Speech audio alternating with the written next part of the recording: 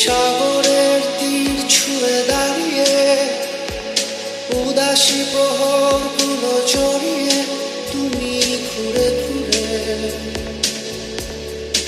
আমার হয়ে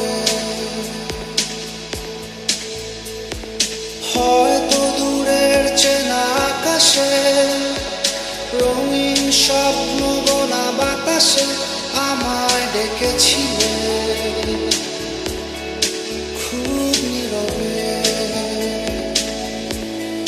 তাই আমি সেথায় হারা যেথায় তুমি আমার ভাষা, যেথায় তুমি আমার সাথে মিশে যাবে।